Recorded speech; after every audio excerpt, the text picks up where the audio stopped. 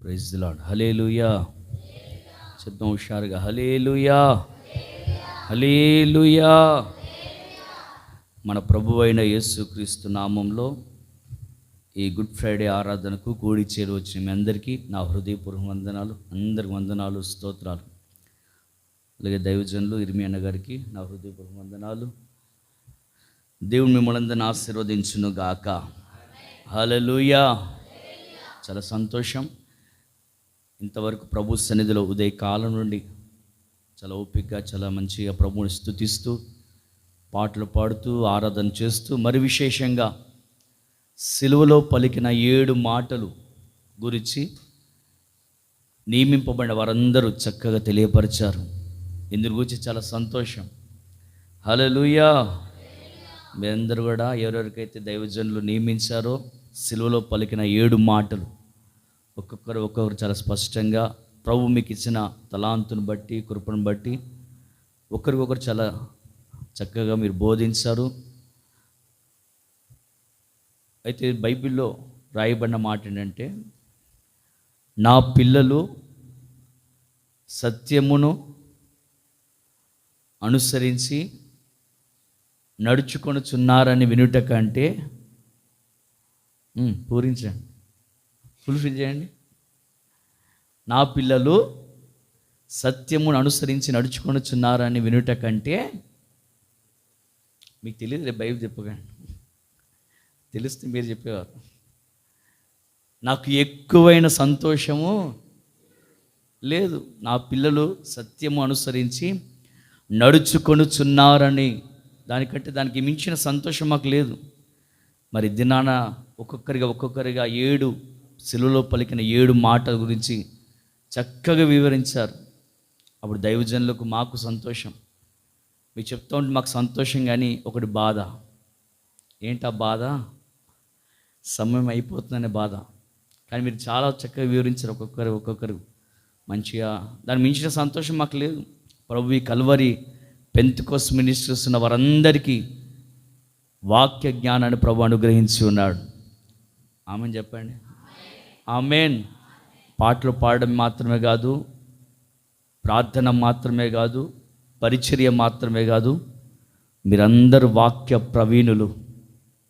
Amen చెప్పండి అమ్మ. హల్లెలూయా. దేవుడు అట్టి కృప మీకు ఇచ్చాడు. అంటే దాని ద్వారా ఈ ఉపదేశ క్రమాల్లో ఆత్మ నడిపింపులో మీరు నడిపించబడుతున్నారు కాబట్టి ప్రభు అట్టి తలాంతును మీకు ఇచ్చాడు. అన్నిటికంటే 7 వాక్యాలు, 7 మాటల్లో మదన చెప్పిన మాట చాలా శ్రేష్టమైనది. ఏంటిదంటే దాహం. దప్పిగొనుచున్నారనే మాట, దాహం గురించి అన్న మాట్లాడాడు.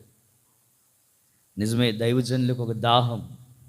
ఈ ముప్పాల ప్రాంతంలో, ఈ చిన్న గ్రామంలో ఎక్కడ రాజీ పడకుండగా ఉపదేశంలో కానీ, సంఘ క్రమాలకు కానీ, నడిపించే విషయంలో కానీ, ఈ చిన్న గ్రామమే కదా అన్నట్టుగా ఎక్కడ రాజీ పడకుండగా సువార్త విషయంలో కానివ్వండి, వాక్య విషయంలో కానీ ఎక్కడ కూడా తగ్గక ఆసక్తి కలిగి కూడికలు నియమిస్తూ మిమ్మల్ని అందరినీ ఈ స్టేజ్కి తీసుకొచ్చారు దైవజనులు. హల్లెలూయా, హల్లెలూయా. ఏ దాహం అది? లోకంలో అనేకమైన దాహాలు ఉన్నాయి అనే చెప్పాడు కదా.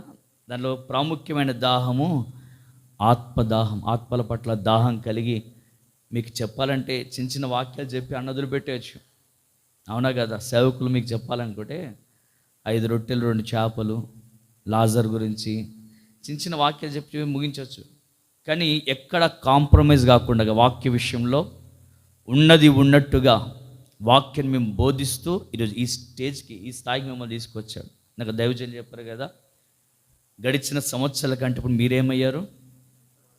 దాన్ని బట్టి మాకేంటిది, అమ్మో నా స్టేజ్కి వచ్చేస్తారు మీరు కూడా అనగాదు. మాకు ఇంకా సంతోషం. నా పిల్లలు సత్యము అనుసరించి నడుచుకొనుచున్నారని వినుట కంటే దాని మించిన సంతోషం మాకు లేదు. మీరు ఆత్మీయతలు ఎదగాలి, విశ్వాసంలో ఎదగాలి, పరిశుద్ధతలు ఎదగాలి, ప్రార్థనలు ఎదగాలి. రేపటి దినాన్న ఆయన వచ్చినప్పుడు మనం అందరం కూడా ఏకముగా ప్రభువుని ఎదుర్కొందుము గాక. హల్లెలూయా. అయితే మనం చేయవలసింది ఏంటిది? వారంత భారంగా పరిచర్య చేస్తున్నప్పుడు, బాధ్యతగా పరిచర్య చేస్తున్నప్పుడు మన వంతు మనం సహకరించే వారుగా మనం ఉండాలి. హల్లెలూయా.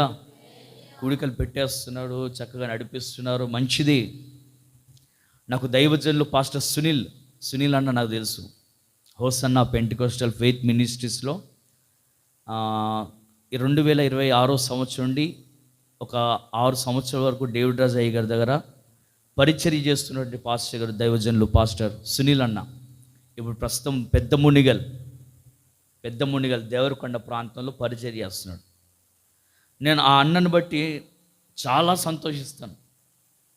ఎందుకంటే ఆయన ఏ కూడిక పెట్టినా, చిన్న బర్త్డే కూడిక పెట్టినా, గృహప్రవేశ కూడిక పెట్టినా, వివాహ కూడికలు పెట్టినా, ఆదరణ కూడిక పెట్టినా, ఏ కూడికైనా సరే అది ప్రార్థన కూడిక, ఏ కూడికైనా సరే సంఘమంతా ఉంటారండి అక్కడ. ఓన్లీ సాయంకాలం మాత్రం కాదు. సాయంకాలం అంటే మనకు అందరికి అనుకూలతలు ఉంటాయి, ఉద్యోగాలు అయిపోతాయి, డ్యూటీలు, స్కూల్స్, కాలేజ్ ఇవన్నీ అయిపోతే సరే సాయంకాలం ఖాళీగా ఉంటాం కాబట్టి వచ్చి కూర్చుంటాం, అది వేరు. కానీ ఆ సేవకుడు పగలు పెట్టిన ఉదయకాలం 10 గంటల కూడిక అంటే ఆ కూడిక కూడా నమ్మకంగా సంఘమంతా కూడుకుంటారండి. హల్లెలూయా, హల్లెలూయా. ఓన్లీ ఆదివారం భక్తుల్లా కాదు వారు. ఏ కూడిక ఆ దైవజనులు సునీల్ అన్న ఏ కూడిక పెట్టినా నేను దాన్ని బట్టి నేను ఎంతో సంతోషిస్తాను. ఆ సంఘాన్ని బట్టి కానీ, ఆ అన్న పరిచయం బట్టి కానీ చాలా సంతోషిస్తాను. ఎందుకంటే ఏ కూడిక పెట్టినండి విశ్వాసులు మాకు పనులు ఉన్నట్టుగా ఉంటాయి, పనులు ఉండవా, అందరికీ ఉంటాయి. కానీ ఆ రోజు ప్రార్థన అయ్యేసరికి చాలామంది ఇంచుమించు సంఘం అంతా 95, 90 కాదు, 50 కాదు, 95% అన్ని కూడికలు పాల్గొంటారు. హల్లెలూయా. అయితే నేను చెప్పుకొచ్చేది ఏంటంటే మీరు ఇంతగా ఎదిగారు, చాలా సంతోషం. మరి అన్న చెప్పినట్టుగా దాహం కలిగి అన్న ఎంతో పరిచర్య చేస్తుండగా మనవంతు మనం ఒకవేళ ఆర్థికంగా మనం సహాయం చేయకపోయినా కూడికలు పెట్టినప్పుడు మనం పాలు పొందాం, సహకరిద్దాం. మేము ఉన్నాం. ఇప్పుడు చూడండి, ప్రతి నెల మనకి ఇక్కడ 17వ తారీఖు కుటుంబ ఆశీర్వాద కూడిక ప్రతి నెల జరుగుతుంది. ఎంతో భారభరితమైన పరిచర్యగా సేవకులను ఒక్కొక్క నెల మీరు చూస్తున్నారు కదా, 3-4 నెలల నుంచి, 2 నెలల నుంచి 3 నుంచి చూస్తున్న ఒక్కొక్క సేవకుని పిలిపిస్తూ మీకు వాక్యాలు బోధిస్తూ ఉన్నా లేకపోయినా నా సంఘం దీవించబడాలి, మా విశ్వాసం ఇంకా ఆత్మీయతలు ఎదగాలి, వర్ధిల్లాలని చెప్పి ఎంతో ప్రయాసంతో వారు చేస్తున్నప్పుడు మనం ఏం చేయాలంటే వారంతా ఆత్మదాహం కలిగి బాధ్యతగా భారంగా పరిచర్య చేస్తున్నప్పుడు మనమందరం సహకరించుదుముగాక. తప్పక పాలు పొందండి. ఏ కూడిక పెట్టినా చక్కగా మీరందరూ దగ్గరే కదా, 2-3 బస్సులు రావాలా అమ్మా, ఎక్కడో ఒంగోలు నుంచి ఎక్కడో అక్కడి నుంచి రావాల్సిన అవసరం కదా. చిన్న మైక్ హలో అనగా మీరు వచ్చి కూర్చోవచ్చు, అంత దగ్గర ఉన్నారు. కాబట్టి మీ అందరికీ ప్రేమపూర్వకంగా ఒక సహోదరునిగా ఒక సేవకునిగా నేను తెలియపరుస్తున్నానంటే సేవకులు నియమించే ప్రతి కూడికలు పాలు పొందండి, సహకరించండి. రానున్న దినాలు ముప్పాల ప్రాంతాన్ని ప్రభు కదిలించునుగాక, ఆశీర్వదించునుగాక. మా లాస్ట్లో కుమార్తె తవిత చెప్తూ భయపడిపోతున్నా దడ అంటుంది. ఆమె కూడా చక్కటి మాటలు తెలియజేసింది ముగింపు. సేవకురాలు కానివ్వండి, మీరందరూ కూడా మీరు చెప్తా ఉంటే మంచి సంతోషం అనిపిస్తుంది. కూర్చుని అబ్బా మంచి పిల్లలు మంచిగా చెప్తున్నారు, ఇంకా చెప్తున్నారు. రిఫరెన్స్ ఎక్కడెక్కడ బాబా ఎక్కడికి రాసుకోవచ్చా రిఫరెన్స్ రండి.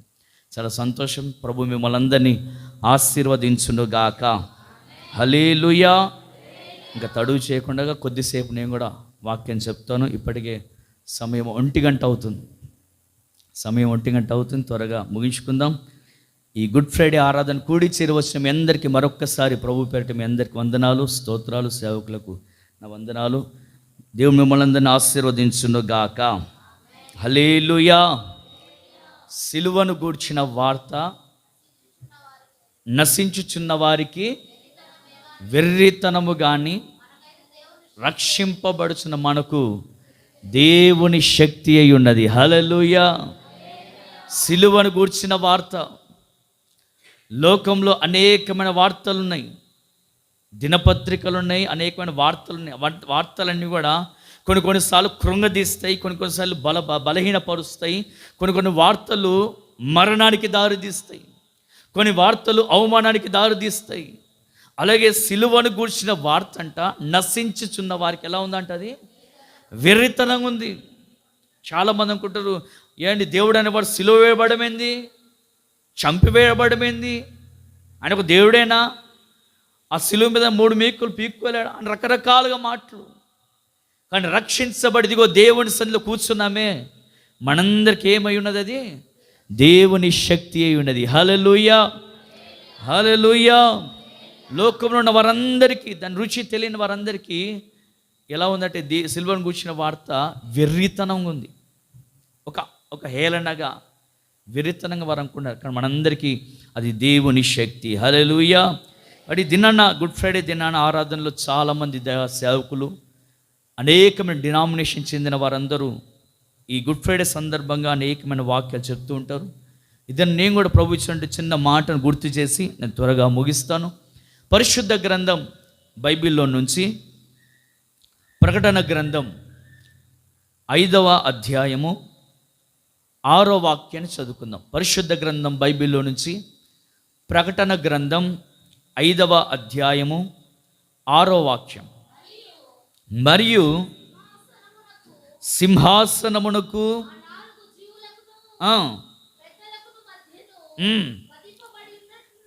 వధింపబడినట్లుండిన గొర్రె పిల్ల నిలిచియుండుట చూచితిని.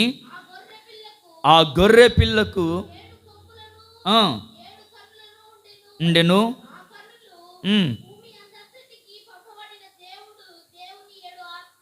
చాలండి. ఇక చదివిన వాక్య భాగాన్ని గమనిస్తే వధింపబడినట్లుండిన గొర్రె పిల్ల నిలిచియుండుట చూచితిని. హల్లెలూయా. ఏ గొర్రె పిల్ల చెప్పాలి? ఇప్పుడు నన్ను నా వైపు చూడాలి అందరు. తలెత్తి నన్ను చూడండి. ఏ గొర్రె పిల్ల అంట? ఏ గొర్రె పిల్ల నిలిచి ఉంది అక్కడ?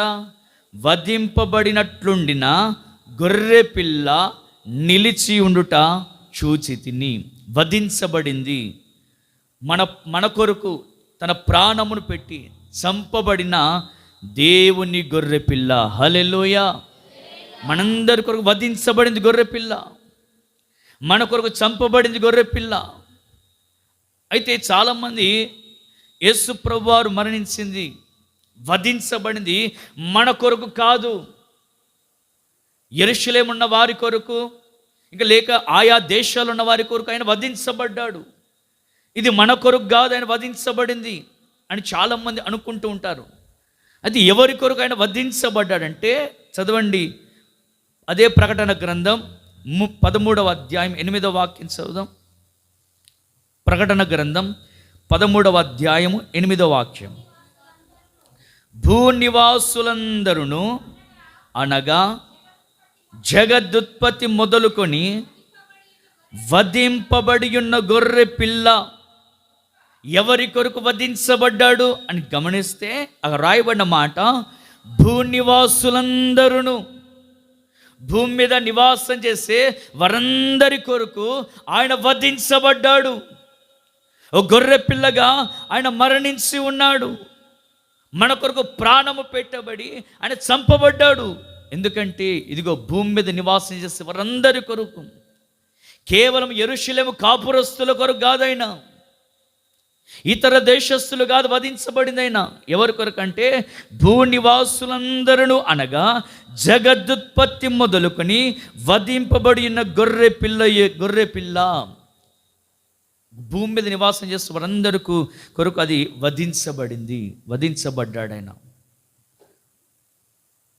మనందరి కొరకు వధించబడ్డాడు. కేవలం దూర దేశస్తుల కొరకు, యెరూషలేము కాపురస్తుల వరకు, ఏదో అక్కడక్కడ ఉన్న చిన్న చిన్న గ్రామాల వరకు ఆయన వధించబడలేదు. కానీ ఈ భూమి మీద నివాసం చేస్తున్న వారందరి కొరకు ఆయన వధించబడ్డాడు.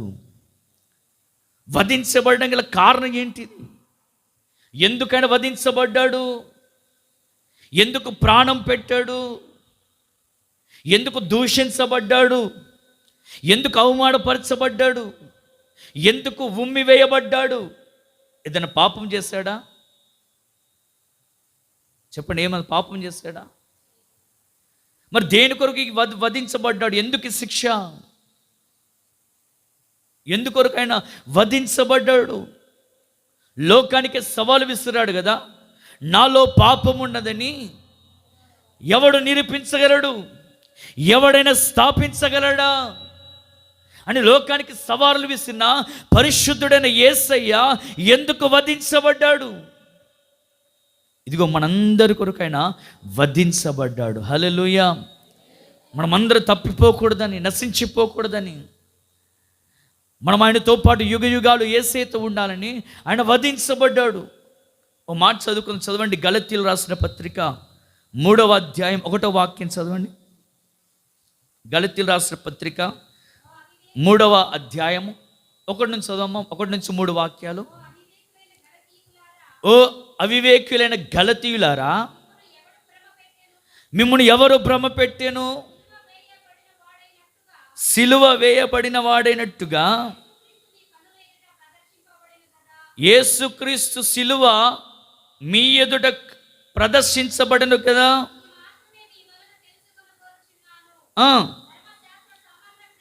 ధర్మశాస్త్ర సంబంధ క్రియల వలన ఆత్మను పొందితిరా, లేక విశ్వాసముతో వినుట వలన పొందితిరా? మీరింత అవివేకులైతిరా. మొదట మన ఆత్మీయ జీవితాన్ని ఎలా ప్రారంభించారంట? ఆత్మానుసారముగా ఆరంభించి ఇప్పుడు శరీరానుసారముగా పరిపూర్ణులవుదరా. చాలమ్మా. ఓ అవివేకులైన గలతీయులారా, మిమ్మల్ని ఎవరు భ్రమ పెట్టాను? ఏ వాక్యం నిన్ను భ్రమ పెట్టింది? ఏ వ్యక్తి నిన్ను భ్రమ పెట్టాడు?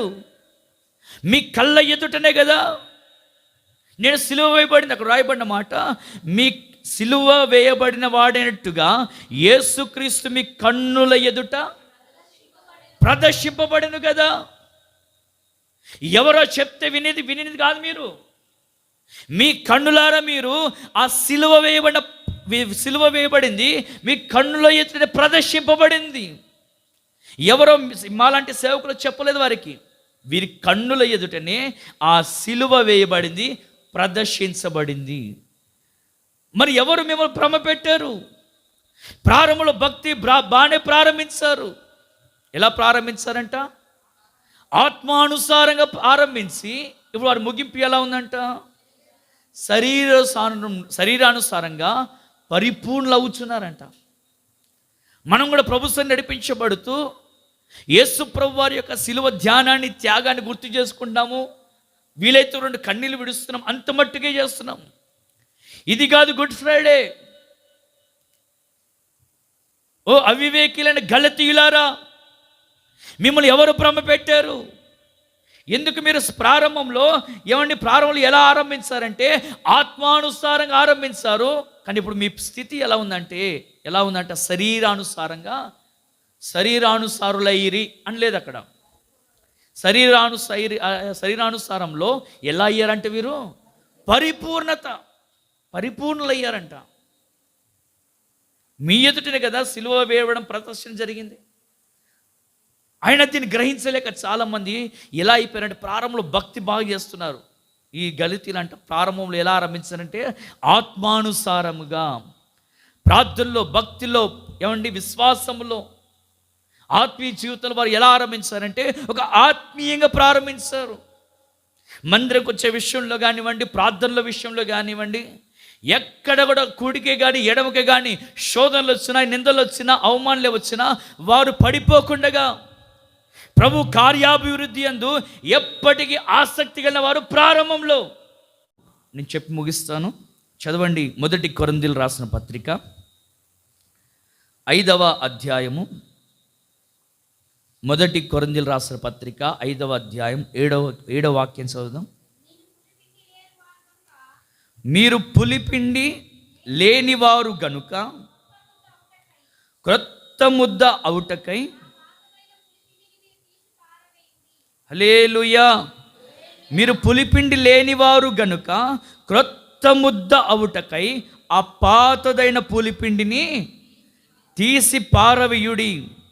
ఇంతేకాక క్రీస్తు అను మన పస్కా పశువును వధింపబడెను. ఆయన ఎందుకు వధించబడ్డాడు? హల్లెలూయా. ఎందుకు వధించబడ్డాడంటే ఇదిగో పులిసిన పిండి లేనివారు గనుక క్రొత్త ముద్ద ఒకటకు. ఏ ముద్ద అవ్వాలి మనమంతా? క్రొత్త ముద్ద, క్రొత్త మనస్సుగా మనం మార్చబడాలి. పులిసిన పిండి లేనివారు గనుక క్రొత్త ముద్ద ఒకటకే పాతదైన పులిసిన పిండిని ఏం చేయాలంట? తీసి పారవేయాలి. ఇంతేకాక క్రీస్తును మన పస్కా పశువును వధింపబడును. ఎందుకు వధించబడంటే ఆ పులిసిన పాత పిండిని మనం ఏం చేయాలి? పారవేయాలి. దేని పారవేయాలంటే చదవండి, అదే 5వ అధ్యాయం 1వ వాక్యం చదవండి. మీలో జారత్వం ఉన్నదని, చాలండి, జారత్వం ఉన్నదని వదంతి కలదు కనుక దాన్ని మనం ఏం చేయాలి? తీసి పారవేయుదుముగాక. హల్లెలూయా, హల్లెలూయా. ఇవన్నీ పర్యాయ పదాలు. పస్కా పండుగ ఇవన్నీ కూడా వధింపు, దీని అంతా పర్యాయ పదాలు. కాబట్టి నా ప్రియమైన దేవుని బిడ్డారా, మనం ఏం చేయాలంటే ఆయన ఎందుకు వధించబడంటే మనమందరం కూడా ఆ పులిసిన పిండిని తీసి పారవేయడానికి. ఏంట పులిసిన పిండి అంటే? జారత్వము వదంతి కలదు, దాన్ని మనం తీసి పారవేయాలి. మరి కింద 8వ వాక్యం చదవమ్మా. 8వ వాక్యం, గనుక పాతదైన పులిపిండితోనైనను దుర్మార్గతయు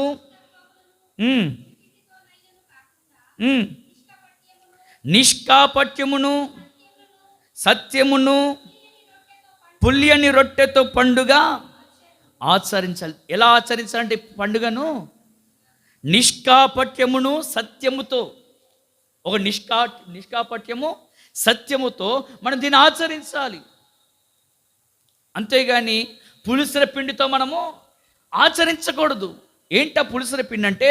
జారత్వము, దుర్మార్గత, దుష్టత్వము. దీనితో కాదు మనం ఆచరించాల్సింది పస్కా పండుగ. ఈ పస్కా పండుగ ఎలా ఆచరించాలంటే నిష్కాపట్యముగా సత్యముగా దానిని ఆచరించాలి. దుష్టత్వముతోనూ దుర్మార్గతముతోనూ జారత్వముతో కాక మన నిష్కాపట్యముగా దీన్ని మనం ఆచరించుదుముగాక. హల్లెలూయా, హల్లెలూయా. అదే 1 కొరింథీయుల రాసిన పత్రిక 6వ అధ్యాయంలో మనం చూసినట్లయితే, అన్నిటి యందు నాకు స్వాతంత్రము కలదు కానీ అన్నీ చేదైనవి కావు. భోజన పదార్థమును అవి కడుపు కొరకు నియమింపబడ్డాయి. అలాగే కడుపు దేని కొరకు నియమింపబడింది చెప్పాలి? భోజన పదార్థములు దేని కొరకు నియమింపబడ్డదంట చెప్పాలి?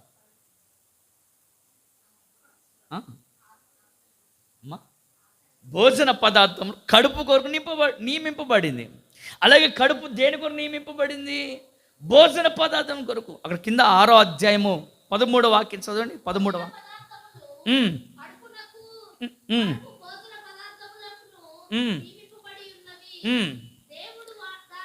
నాశనము చెయ్యును. అదిగో దేహము జారత్వము నిమిత్తము కాదు కానీ అది ప్రభువు నిమిత్తమే. హల్లెలూయా. అని ఎందుకు వధించబడ్డాడంటే మనం పులిసిన పిండితో మనము పస్కాను ఆచరించకూడదు, దాన్ని తీసి పారవేయాలి. దుర్మార్గమైన మనసుతో దుష్టత్వముతో కాదు మనం ఆచరించాల్సింది. ఆ పస్కాను ఎలా ఆచరించాలంటే నిష్కాపట్యముగాను సత్యముగాను పరిశుద్ధముగా దాన్ని మనం ఆచరించాలి. హల్లెలూయా. కాబట్టి అన్నీ చేయుటకు నాకు స్వాతంత్రము కలదు కానీ అన్నీ నేను చేయదగినవి కాదు. భోజన పదార్థములు అది కడుపు కొరకు నియమించబడింది. ఈ కడుపు దేని కొరకు నియమించబడింది అంటే భోజన పదార్థం కొరకు నియమించబడింది. అయితే అది అది అది ఎప్పుడు అక్షయత, అది ఎప్పుడు ఉండేది? అది దేవుడు దాన్ని ఏం చేస్తాడంట? నాశనము చేస్తున్నది. అది క్షయమైపోయేది. అది తిన్న తర్వాత అది ఉండేదా? క్షయమైపోయేది. అది దాన్ని నాశనం చేస్తాను. అయితే మీ దేహము జారత్వ నిమిత్తం కాదు. ఈ దేహము జారత్వ నిమిత్తం కాదు కానీ మరి దేని కొరకు ఈ దేహం అంటే అది ప్రభువు కొరకే. ఆమేన్, హల్లెలూయా. ఈ దేహం దేని కొరకండి? ప్రభువు నిమిత్తమే. మరి దేహంతో ఏం చేసుకుంటాడు ఆయన?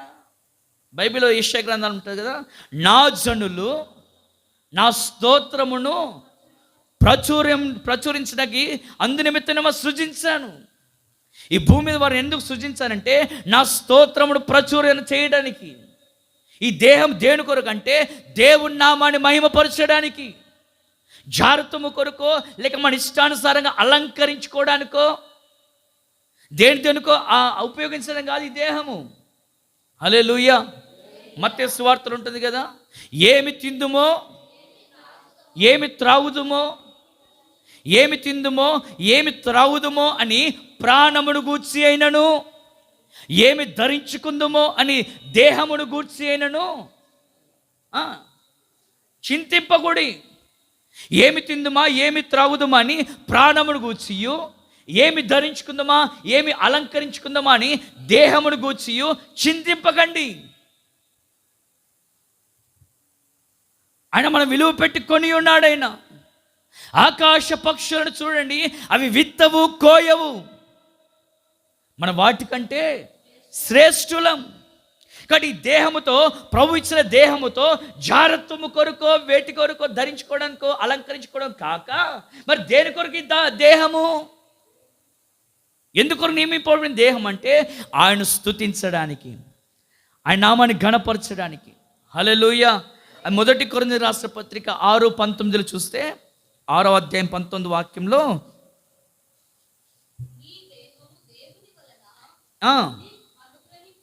ఈ దేహము దేవుని వలన అనుగ్రహింపబడి మీలోనున్న పరిశుద్ధాత్మకు ఆలయమై ఉన్నదని మీరు ఎరుగరా? ఇదిగో నీవు నీ సొత్తు కాదు, విలువ పెట్టి కొనబడిన వారు గనుక మీ దేహముతో దేవుని నామాన్ని మహింపరచుదురుగాక. హల్లెలూయా. మనం విలువ పెట్టి కొనబడిన వారము. కట్టబడిన గాడిదనంట ఏం చేస్తాడు దేవుడు? వెల ఇచ్చి, డైరెక్ట్ కట్లిపోలేదండి, దాని కొరకు ఏం చేస్తాడైనా వెల ఇచ్చి విడిపించాడు. అలాగే మనందరి కొరకు, నీ కొరకు నా కొరకు ఏం చేస్తాడంటే మనందరి కొరకు ఆయన విలువ పెట్టి కొన్నాడైనా. ఆమెన్. హల్లెలూయా.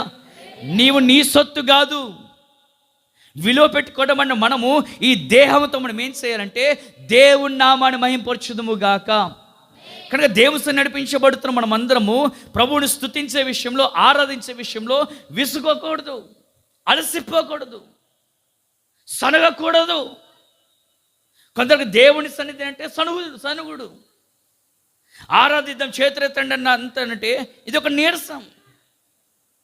ట్రైన్లలో బస్సులలో ఇంతసేపు నిలబడమన్నా ఇందా చెప్పాడు కదన్నా, ఇక్కడి నుంచి ఖమ్మం నిలబడట అంటే అన్నం. ఈ లోకంలో చాలామంది లోకంలో ఏ శ్రమైనా దేని కొరకైనా ప్రయాసపడతారు, కానీ ప్రభువునందు ఎవ్వరు ప్రయాసపడలేరు. ఇది నన్ను ఆరాధన రండమ్మా అంటే, అబ్బా మొన్నే కదా వెళ్ళొచ్చాము, అప్పుడేనా, నిన్నే కదా ఆరాధనలు పాల్పోదు, మన ఈరోజా అందరు మనసారా ప్రభుని స్తుతిద్దాం, ఆరాధన అందరు చేతులు ఎత్తానంటే కొంతమందికి అదొక నీరసం. అప్పుడు బాగా కూర్చుంటారా, ఆరాధిద్దామని లేచి మెల్లగా ఒక రౌండ్ వేసి వస్తారు. హల్లెలూయా. కొందరికి ఆరాధన అంటే నచ్చదు. ఆయన ఎలాంటి ఆరాధన కోరుకున్నంటే ఆయనను ఆరాధించువారు ఆత్మతోనూ సత్యముతో ఆరాధించాలి. కనుక విలువ పెట్టిన దేహంతో మనం ఏం చేయాలంటే దేవుని నామని మహింపరచాలి. అక్కడ రాయబడిన కదా 20 వాక్యంలో, విలువ పెట్టి కొనబడిన వారు గనక మీ దేహముతో మహిమపరచాలి. అంతేగాని ఏమి తిందుమా ఏం త్రాగుదుమా అని ప్రాణమును గూర్చైనను, ఏమి ధరించుకుందామా అని దేహమును గూర్చైనను చింతించకండి. ఇది నా చాలామంది దేహం ఎందుకు అనుగ్రహించబడిందంటే జాగ్రత్తం కొరకు, లేకపోతే ఏదైనా ధరించుకుందాం. కొంతమంది అలంకరించుకుంటారు కదా, దాని కొరకు ఆ రీతిగా ఎవరి సిద్ధపాటు చేసుకుంటూ ఉంటారు. నా ప్రియమైన దేవుని బిడ్డారు, ఎందుకొరకు ఈ యొక్క దేహం అంటే ప్రభువు నామమును మహింపరచడానికి. అక్కడ రాయబడిన మాట, ఎందుకు ఆయన వధించబడ్డాడంటే ఈ జారత్వము నుండి మనం ఏమైపోవాలంట, పులుసుల పిండిని తీసి పారవేయాలి. ఈ గుడ్ ఫ్రైడే దినాన్న మనం ఒక శుద్ధీకరణ మనలో కలగాలి. దేవునికి అసహ్యమైన కార్యం మనం తొలగించాలి, తీసి పారవేయాలి. ఈ పారవేసిన మనం ఎలా అవ్వాలంటే క్రొత్త ముద్దగా మనం మార్చబడాలి. ఏంట క్రొత్త ముద్ద అంటే నిష్కపటముగా ఉండాలి, సత్యముగా మనం ఆయన ఆచరించాలి. మన ప్రేమ ఎలా ఉండంటే నిష్కపటముగా ఉండాలి. ఇంత దైవజనులు లాజరయ్య గారు చెప్పారు కదా, సీమోను పేతురు యేసు ప్రభువాన్ని భోజనానికి ఇన్వైట్ చేశాడు, భోజనాన్ని పిలిచాడు. ఆయన ఒక ప్రవక్త అని చెప్పి యేసు ప్రభువారిని భోజనం పిలిచాడు. మొత్తం మీద యేసు ప్రభువారు ఒక దినం వెళ్ళి చూసుకుని యేసు ప్రభువారు సీమోన్ పేతురు ఇంటికి వెళ్తే భోజనం సిద్ధపాటు చేసి అన్ని రకరకాల మంచి మంచి ఐటమ్స్ అన్ని రెడీ చేసిన తర్వాత ఆ కూర్చున్న యేసు ప్రభువారు భోజనశాలలో కూర్చుని భోజనం చేద్దాం అనేసరికి పాపాత్ముడైన స్త్రీ వచ్చి, చెప్పరు కదండి దగ్గర, వచ్చి పాదాలు పట్టుకుని కన్నీళ్ళు విడుస్తూ ఆ వెంట్రుకలతో పాదాలను అప్పుడు ఇలా డేక్షలు తెచ్చి పెడతా ఉన్నాడు. అంతలోపు అవన్నీ తినే ఐటమ్స్ అన్నీ తెచ్చి రెడీ చేస్తా ఉన్నప్పుడు ఈ సీమోను మనసులో అనుకుంటున్నాడు, అనవసరంగా ఇంత ఖర్చు పెట్టానే, ఆయన ఒక ప్రవక్త కదా, అమ్మతో తెలీదా, వచ్చి అలా కాలు పట్టుకున్నప్పుడు అలా ఈడ్చి తన్నొచ్చు కదా ఆమె పాపాత్మైన స్త్రీ అని తెలుసు కదా, ఆమెను తన్నొచ్చు కదా అని తనలో తాను ఏమనుకున్నాడు అంటే యేసు ప్రభువారిని ఎలా పిలిచాడు, ప్రేమతో పిలిచాడు కదా. యేసు ప్రభువారిని ఆహ్వానించాడు ఇంటికి భోజనానికి. ఏ మనసుతో ఆహ్వానించాడైనా, ప్రేమతో పిలిచాడు. కానీ అతని ప్రేమ ఎలాంటి ప్రేమ అంటే కపటమైన ప్రేమ. హల్లెలూయా, హల్లెలూయా. నా ప్రియమైన దేవుని బిడ్డలారా, నిష్కపటముగా సత్యముతో మనం ఆచరించాలి. మన భక్తి ఎలా ఉండాలంటే కపటము లేనిదై ఉండాలి, నిష్కపటముగా ఉండాలి. అందుకే తోడేల మధ్య పంపినప్పుడు శిష్యులతో యేసయ్య అంటాడు, నేను మిమ్మల్ని తోడేల మధ్య పంపిస్తున్నా కాబట్టి మీరు ఎలా ప్రవర్తించాలి, మీరు ఎలా ఉండాలంటే పావురము వలె నిష్కపటముగా ఉండుడి. నిష్కపటముగా ఉండాలి, కపటము లేని వారిగా. మన ప్రేమలో కపటం లేని వారిగా ఉండాలి, భక్తిలో కపటము లేని వారిగా ఉండాలి, విశ్వాసములో కపటం లేని వారిగా ఉండాలి, నిష్కపటముగా ఉండాలి. కనుక మనము వధకు సిద్ధమైన గొర్రెపిల్ల ఎందుకు వధించబడిందంటే మనమంతా తీసి పారవేయాలి. దేని పారవేయాలి? జారత్వం పారవేయాలి, దుర్మార్గతను పారవేయాలి, దుష్టత్వమును పారవేయాలి. హల్లెలూయా. పులిసిన పిండిని తీసి పారవేసి కొత్త ముద్దను మనం ధరించుకుందుముగాక, కొత్త ముద్దగా మనం మార్చబడుదుముగాక. ఇది కూడా ఒక సంఘమే. ఆ సంఘంలో ఏం చోటు చేసుకుందంటే పులిసిన పిండి, జారత్వం చోటు చేసుకుంది. ఇది నన్ను అనేక సంఘాలు ఇలాంటి కార్యాలు జరుగుతున్నాయి. ఆమేన్, హల్లెలూయా. ఆ కింద వరకు మా చదవండి. 1 కొరింథీయులకు రాసిన పత్రిక 1వ అధ్యాయము 11-12 వాక్యాలు చదవండి. 1 కొరింథీయులకు రాసిన పత్రిక 1వ అధ్యాయం 11వ వాక్యం. నా సహోదరులారా, చూడండి, మీలో కలహములు కలవని క్లోయే ఇంటి వారి వలన నేను పౌలు వాడను, అపోలో వాడను,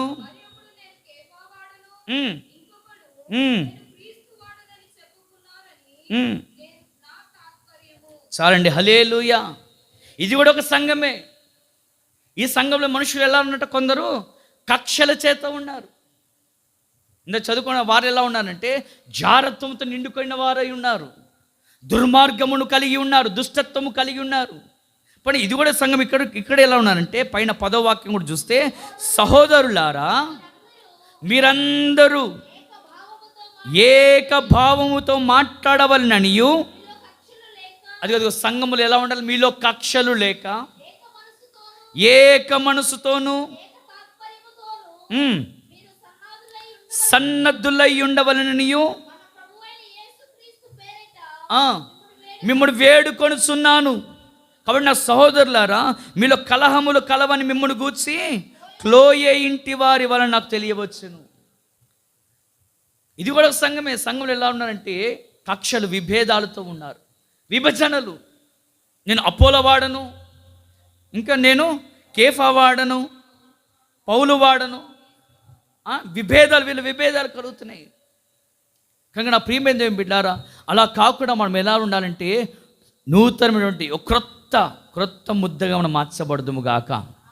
ఈ గుడ్ ఫ్రైడే ఆరాధనలో మనం అందరికి ఒక ఏక మనస్సు కలుగును గాక, ఏక మనస్సు ప్రభు దయచేయును గాక. హల్లెలూయా. సువార్త విశ్వాస పక్షమున మనమందరం పోరాడాలి.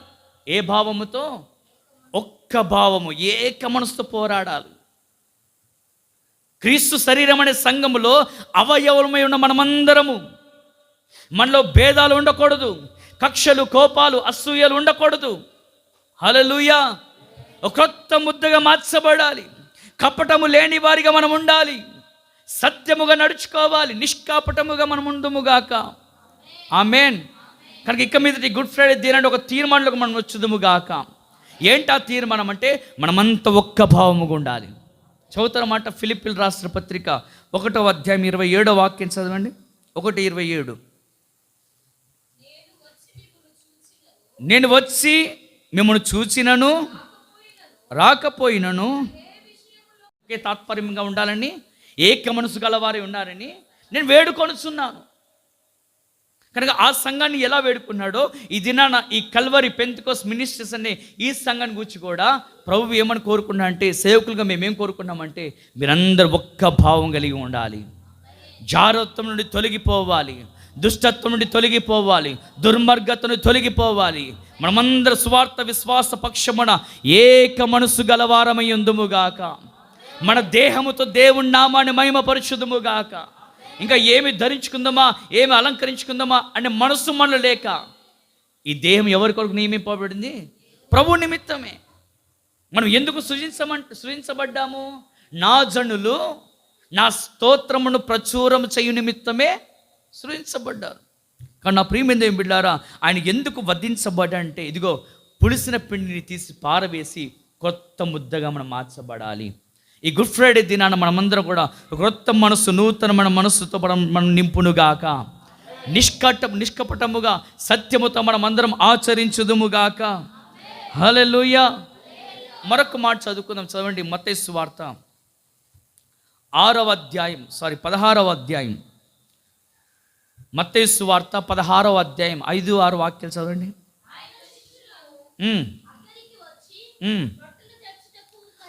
రొట్టెలు తెచ్చుటకు మరచిరి.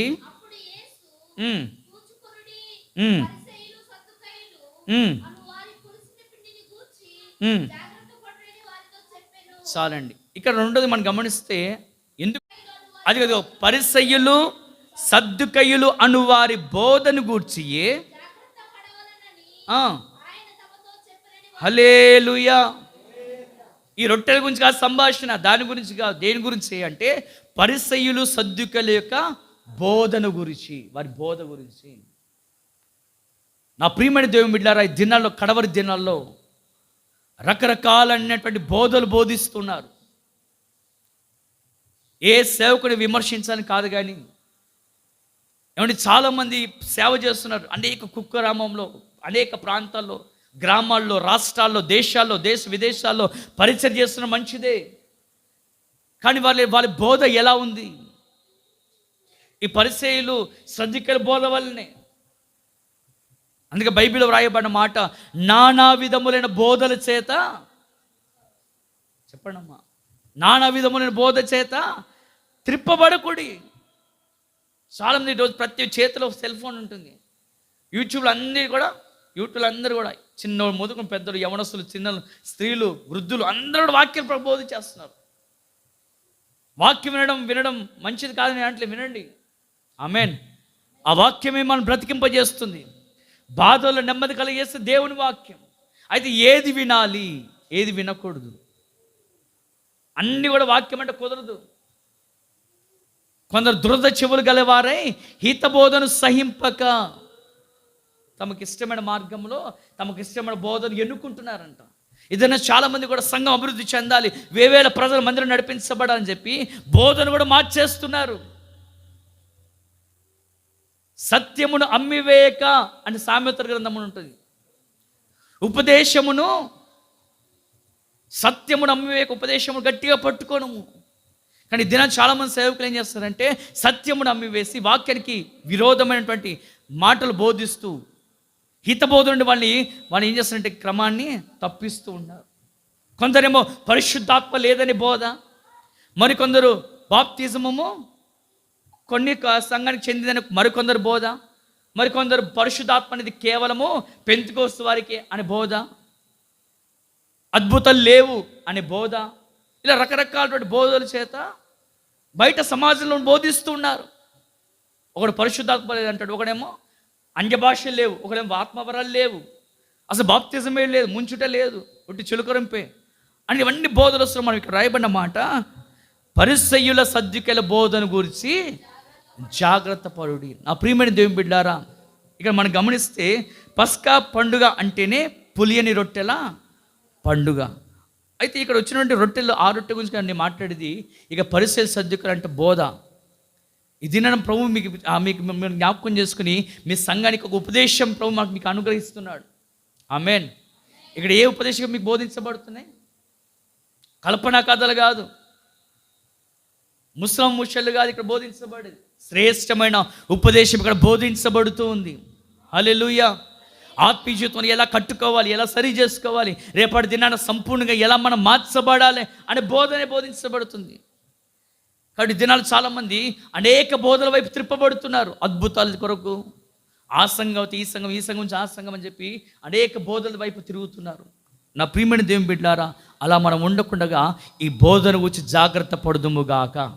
హల్లెలూయా. చివరిగా ఒక మాట ముగిస్తాను, చదవండి. అదే మత్తయి సువార్త 16వ అధ్యాయము. మత్తయి సువార్త 22వ అధ్యాయము 6వ వాక్యం చదవండి. 22వ అధ్యాయం 6వ వాక్యం.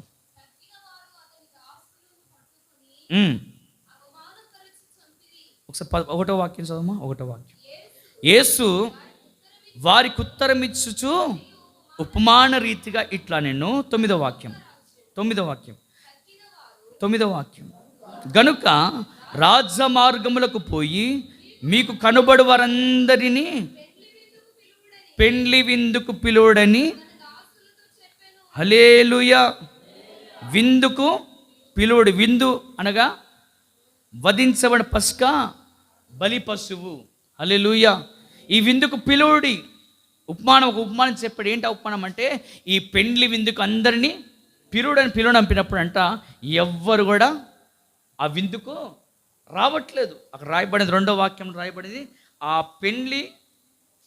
పెండ్లి విందుకు పిలువబడిన వారిని రప్పించుటకు అతడు తన దాసులను పంపినప్పుడు వారు రానొల్లకపోయిరి. ఆ విందుకు రానొల్లకపోయిరి. అయితే విందుకు అందరు రావాలని ఏర్పాటు చేస్తారు కదా, ఎవ్వరు రాలేదు. అప్పుడు దేవుడు అక్కడ రాయబడిన మాట ఏంటంటే, ఆ 10వ వాక్యం చదవండి. 10వ వాక్యం. రాజ మార్గమునకు పోయి చెడ్డవారినేమి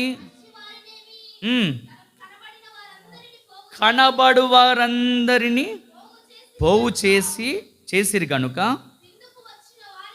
ఆ పెండ్లి శాలవి నిండెను. హల్లెలూయా. అది ఇప్పుడు ఏం చేస్తారంటే, ఏర్పాటు చేస్తారు కదా, అది వృధా అయిపోకూడదు. ఏమని చెప్పారంటే, కనబడిన వారందరినీ రాజమార్గం పోయి, వారు చెడ్డోలైనా మంచోళ్ళని ఎవరైనా సరే, మీకు ఎవరు కనబడితే దారిలో, ఈ రాజ్య మార్గంలో మీకు ఎదురుగా ఎవరు కనబడితే వారిని ఈ పెండ్లి విందుకు తీసుకురండి అని. హల్లెలూయా. ఈ కనబడిన వారు అంటే ఎవరంటే అన్యులు. చెప్పండి, ఎవరు ఈ కనబడిన వారు? ఎవరనగా మనమే. ఆమేన్. హల్లెలూయా. ఆ విందుకు మనందరూ పిలుస్తున్నాడు. ఇక్కడ రాయబడిన మాట, పెండ్లి విందుకు ఈ దాసులు రాజమార్గంకు పోయి చెడ్డవారేమి మంచివారేమి, మీకు దారుణ పోతున్నప్పుడు ఎవరెవరైతే కనబడతారో వారందరిని కూడా విందుకు వచ్చిన వారితో ఆ శాల ఏమైపోయింది, ఇప్పుడు నిండిపోయింది. అన్యులు మనందరూ కూడా, మనం ఎప్పుడైతే మనందరం వెళ్ళామో అప్పుడు పెళ్లి విందు ఏమైపోయింది, నిండిపోయిన తర్వాత ఇప్పుడు రాజు ఏం చేస్తాడంటే ఆ మార్గం పోతూ ఉన్నాడు. ఇప్పుడు పెళ్ళికి వచ్చిన వారు ఏం చేస్తారు, ఆ ఇంటికి ఇన్వైట్ చేసేవారు, వచ్చేవారందరూ వచ్చారా గమనించుకుంటారు, వారు భోజనం చేస్తున్నారు, అన్నీ అందినాయి లేదా, ఏదైనా మిస్ అయిపోయినాయని చెప్పి ఒక రౌండ్ వేస్తాం. అప్పుడు సేవకులు మేము కూడా ఏం చేస్తాం, కూటాలు పెట్టినప్పుడు అందరూ వచ్చారు, అమ్మ తిన్నారా, అమ్మ అయ్యా భోజనం చేస్తారా, లేదా కొంచెం బాగా 10 నిమిషాలు అయిపోతాయి అలా మేము అంటూ ఉంటాం కదా. అలా రాజు కూడా కూర్చున్న వారందరూ కూడా, అక్కడ 11వ వాక్యం ఉంటుంది, రాజు కూర్చున్న వారిని చూడ లోపలికి వెళ్ళి వచ్చి పెండ్లి వస్త్రము ధరించుకొనని యొక్కని చూచి. ఆ పెళ్లికి ఇన్వైట్ చేస్తారు కదా అందరినీ, అందులో ఒకడు ఎలా ఉన్నాడంట, పెండ్లి వస్త్రము లేనివాడు, పెండ్లి వస్త్రం ధరించుకొనని వాడిని చూసి, స్నేహితుడా పెండ్లి వస్త్రం లేక ఇక్కడికి ఎలాగూ వచ్చితివని అడిగా, వాడు మౌని అయి ఉండెను. దారిన పోవారందరినీ పిలవండి అని చెప్పాడు కదా రాజు. మంచివారేంది చెడ్డవారు అందరు పిలువ అన్నప్పుడు అన్యులు పిలువబడిన వారు ఎవరు? మనమే, మనందరం. అయితే పిలిచిన వారిలో ఒకడికి ఏం లేదంట, పెండ్లి వస్త్రం లేదు. అప్పుడు రాజు పిలిచి అంటాడు, నీ పెండ్లి వస్త్రం ఏది? వచ్చావు మంచిది, పెళ్లి వస్త్రం ఏదంటే అతను ఏదో ఒకటి చెప్పాలి. మర్చిపోయానో లేకపోతే అయ్యా మరి సడన్గా వచ్చింది ఇన్విటేషన్, నేనేదో షాప్కి వెళ్దామని ఏదో పని మీద వెళ్తుంటే ఈ ఇన్విటేషన్ సడన్గా వచ్చింది అయ్యా, నేను సరిగ్గా సిద్ధపడని చెప్తే అది ఏరు. కానీ ఇతను ఏం చేస్తాడంట, మౌని అయి ఉన్నాడు. ఎవరు మౌని అయి ఉంటారు? పాపం చేసేవారు, అతిక్రమం చేసేవారు, ఏదో విరోధమైన కార్యం చేసేవారు మౌని అయి ఉంటారు. అప్పుడు అంటాడు రాజు, ఏమంటాడు, విని కాళ్ళు చేతులు కట్టి హల్లెలూయా, నా ప్రియమైన దేవుని బిడ్డారా, ఆయన ఎందుకు వధించబడ్డాడంటే మనం నిష్కపటముగా ఉండాలని, సత్యముగా నడుచుకోవాలని, పులుసిన పిండి ఏదైనా మన ఉన్నట్టే అది తీసి పారవేయాలని. ఇప్పుడు పెళ్లి విందుకు వచ్చిన ఈ వ్యక్తి కూడా ఏం లేదంటే పెళ్లి వస్త్రము లేదు. అతను ఏం చేయమన్నాడు, చేతులు కాలు కట్టేసి ఏం చేయమన్నాడు, వెలుపడి చీకట్లు పడేయమన్నాడు. కనుక ఎందుకు వధించబడ్డాడంటే ఇదిగో నీవు నేను ఆయన ఎదుట పరిశుద్ధముగా ఉండాలని, నశించిన దాన్ని వెతికి రక్షించడానికి వచ్చి ఉన్నాడు. అందుకొరకు ఏ పాపము లేని పరిశుద్ధుడైన యేసు నీ కొరకు నా కొరకు వధించబడ్డాడు ఆయన. కనుక మనం ఎలా ఉండాలంటే మన భక్తి జీవితంలో నిష్కపటముగా ఉండాలి, లోపము లేనిదిగా ఉండాలి. చివరిగా మార్చవండి 2వ దినవృత్తాంతాల గ్రంథం 35వ అధ్యాయం 16వ వాక్యం చదవండి. 2వ దినవృత్తాంతాల గ్రంథం 35వ అధ్యాయం 16వ వాక్యం. ఆజ్ఞను బట్టి అది కాదు, వారు పస్కా పండుగను ఆచరించి యెహోవా బలిపీఠం మీద దహన బలులు ఏ లోపము లేకుండా, హల్లెలూయా హల్లెలూయా, మౌనిగా ఉండదు కాదు, తలదించుకునే వారిగా మనం ఉండకూడదు. ఆ పస్కా పండుగ ఎదుట ఎలా ఉండాలంటే ఆ బలిపీఠము దహన బలి అర్పించే చేత మనం ఎలా ఉండాలి, ఏ లోపము లేకుండా ఉండాలి.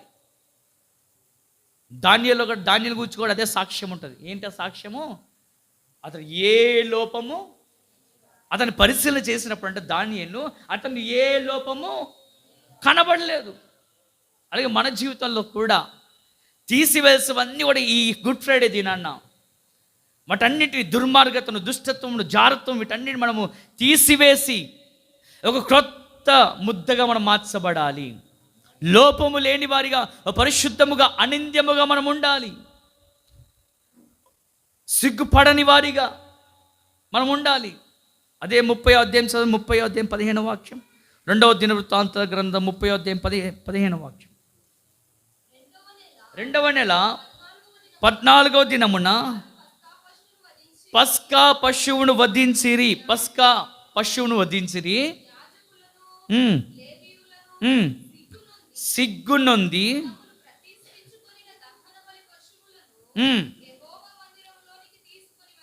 హల్లెలూయా. మరి ఎలా అంట, సిగ్గు యాజకులను లేవీలను సిగ్గునొంది తమ్మును ప్రతిష్ఠించుకొని దహన బలి పశువులను యెహోవా మందిరానికి. ఈ మధ్యాహ్నం వేళ మనం కూడా ఎలా ఉండాలంటే సిగ్గు పడి మన జీవితాలు గడిచిన దినాల్లో దేవునికి ఏమైనా వంకరతనంగా మనం జీవించేమో ఆ విషయంలో సిగ్గుపడి ఓ శరీర పశ్చాత్తాపంతో మనం కనుక ప్రభు సన్నిధిలో ఉన్నట్లయితే ఈ మధ్యాహ్నం వేళ మనందరం కూడా ప్రభు నూతనమైన క్రొత్త పిండిగా, క్రొత్త ముద్దగా మార్చునుగాక. హల్లెలూయా. వారు ఎలా వచ్చారంటే పైన 10వ వాక్యం ఉంటుంది, ఎగతాళి చేసి అపహాసం చేస్తున్నారు.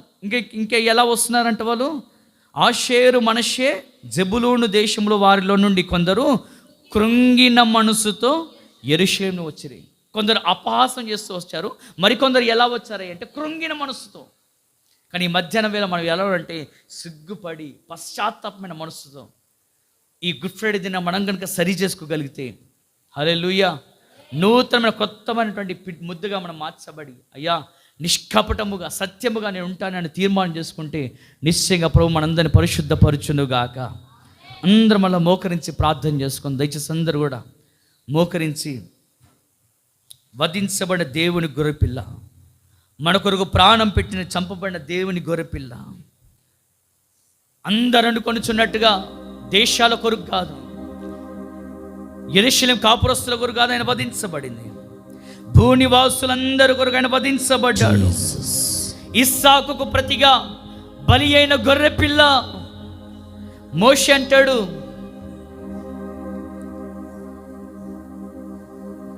పెద్దవాడైనప్పుడు, మోషే పెద్దవాడైనప్పుడు క్రీస్తు విషయమని నింద గొప్ప భాగ్యమని ఎంచుకున్నాడు. దేవుని సన్నిధిలో ఒక మంచి తీర్మానంతో అందరు ప్రార్థన చేసుకున్నాం. ఒకసారి అలాగే లేచి నిలబడండి. లేచి నిలబడిన మీరందరూ ప్రభువా నీకు స్తోత్రమయ్యా అని ప్రార్థన చేసుకుందాం. అందరం లేచి నిలబడదాం.